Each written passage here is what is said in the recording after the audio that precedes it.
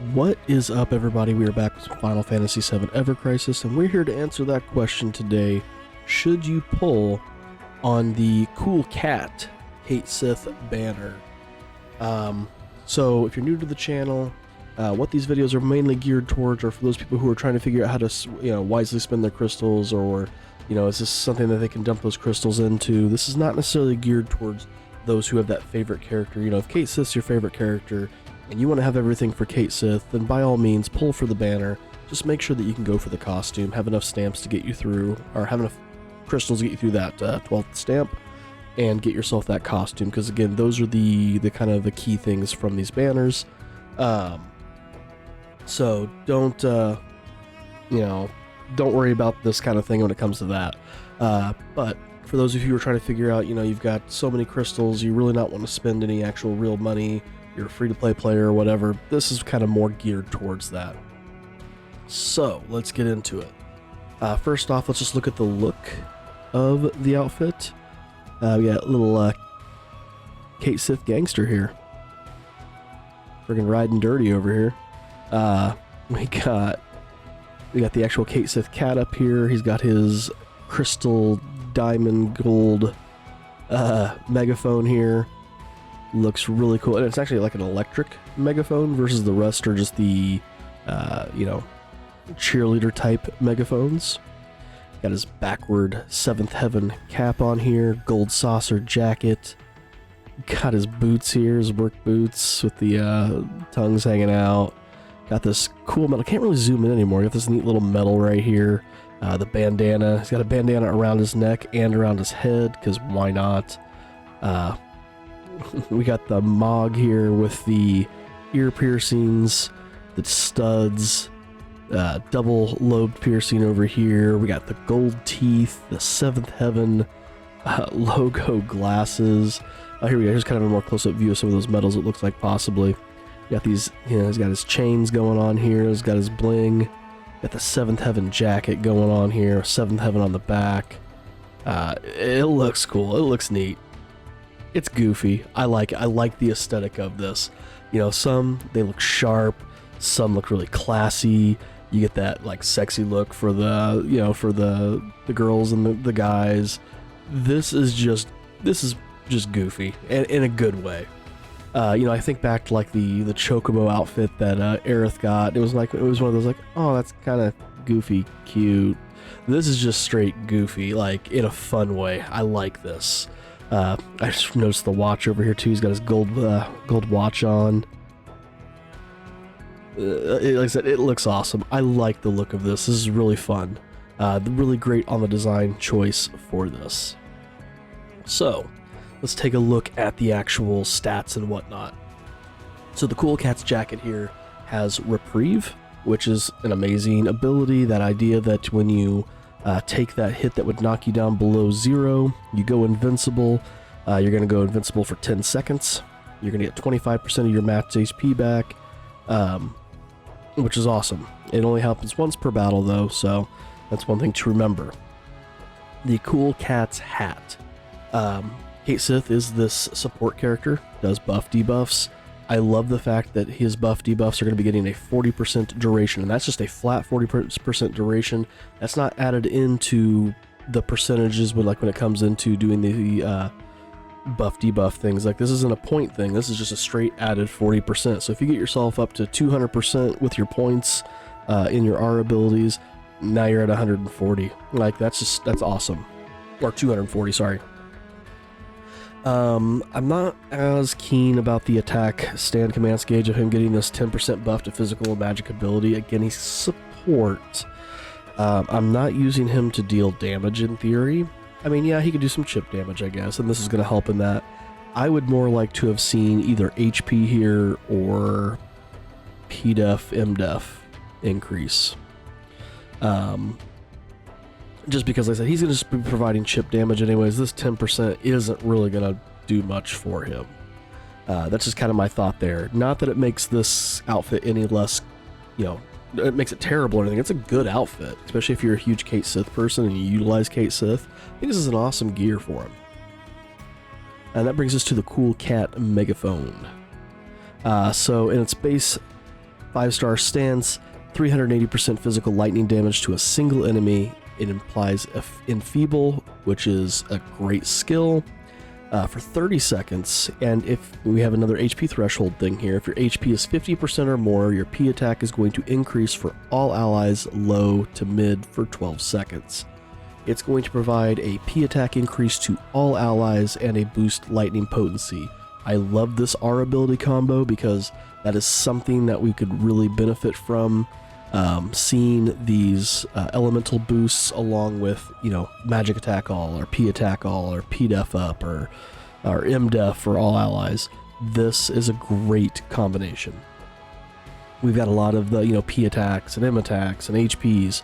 This is a solid thing. I think the only other one I would really like to see with stuff like this is to give us one that does an elemental potency up with its opposing elements resistance up.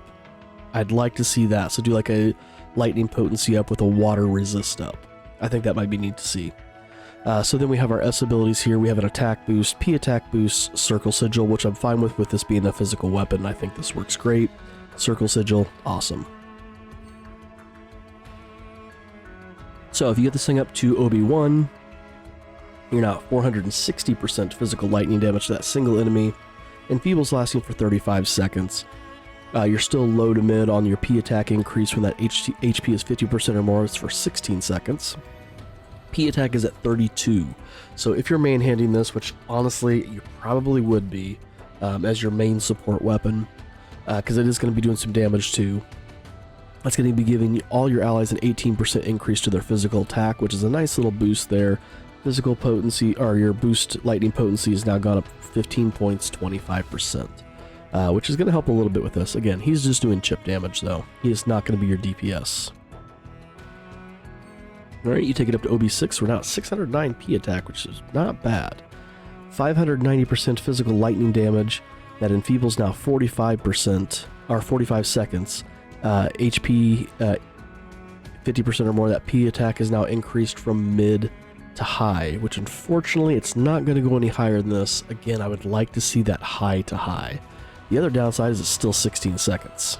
That's not a long period of time. You're going to need that buff debuff increase on top of this to really maximize this part right here. I mean, the enfeeble is going to last for a while, but this is just going to fall off so quickly. But in theory, you're going to be casting this thing over and over anyway, so it's not as bad. That boost P attack to all allies has gone up to 40 points, so you're at that 22%. You're only 5 points away from 25%. The lightning potency is at 27 points, so you're at 40% increase to your lightning damage.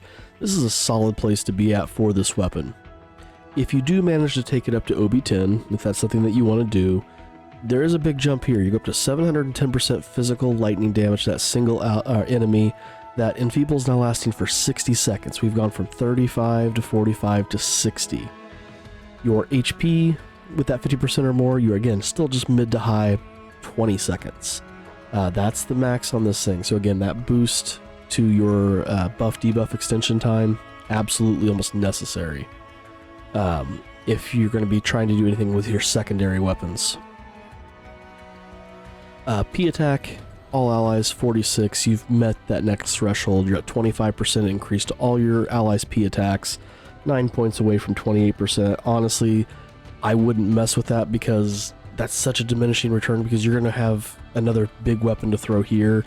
If you take this thing to OB10, I would be stopping right here with this anyways, because you're going to need at least something that gives you 18 points to give you that 9 to get over this. And if you're doing that, this R ability for the second R ability's numbers are going to be so low, you're not going to benefit from that anyways. This is a great spot to stop here. I would not give him anything else that does boost P attack after this point. The boost lightning potency, 39 points. You're now at this 55% lightning ability damage increase. Solid 664 P attack. Overall, really nice weapon. When we look at the stamp card, you've got 5-star or higher in stamp slot 4. 6 is the guaranteed weapon. 12 is the guaranteed gear. And then you get to stamp 2, 4, 8, and 12 guaranteed weapons. 6, 5-star or higher. And then we go into that EX page. So worst luck scenario, you pull to page 2, you're going to have an OB3 weapon. That's at worst luck. Obviously, you could, in theory, get up to OB6 by then. Even OB10 is possible. But I definitely would not consider going past the second stamp card on this if you're going to be pulling for it. If you're that unlucky that you can't pull that off, the one unfortunate thing to this is a limit break weapon.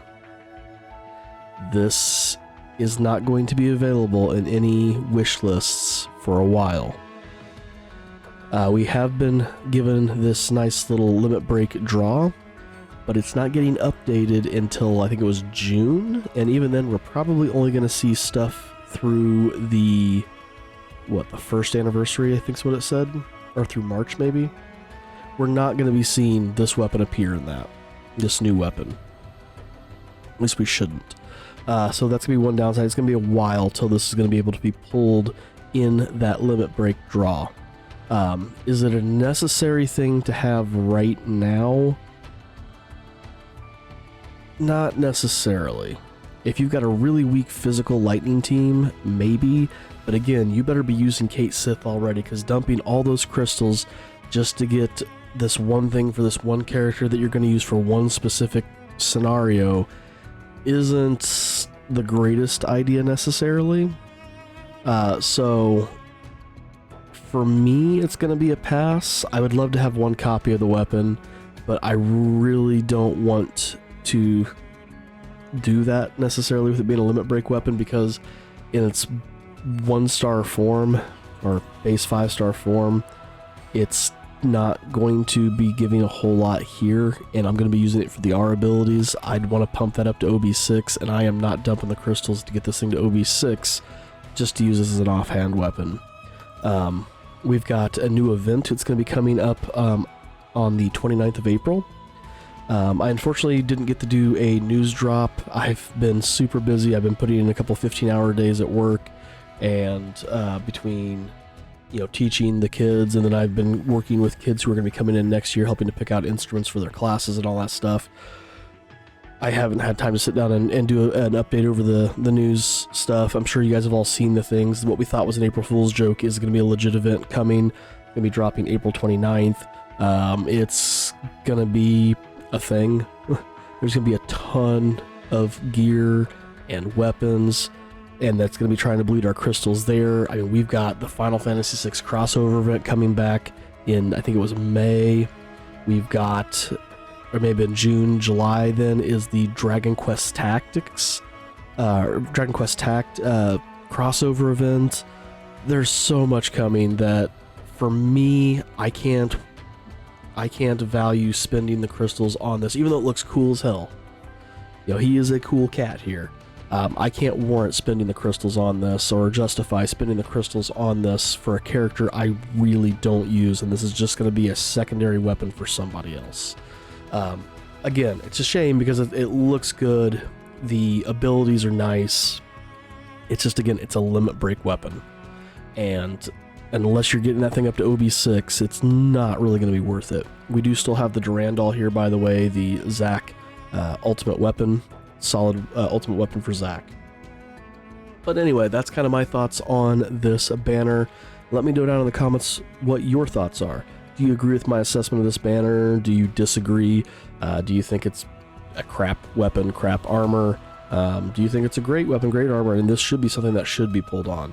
Like I said, that Enfeeble is a great skill. I think he's only our second character to get. He might be our third. I know Sid got it. I can't remember if Yuffie got an Enfeeble. But we do have that Enfeeble as well. So it's a solid skill, but we do have our bosses are becoming immune to Enfeeble almost as quickly as we got it. So there's that. But there we go. Thanks for watching, guys. Hit that subscribe button if you're not already. Follow along with what we do here. Thanks for watching, and we'll see you in the next one.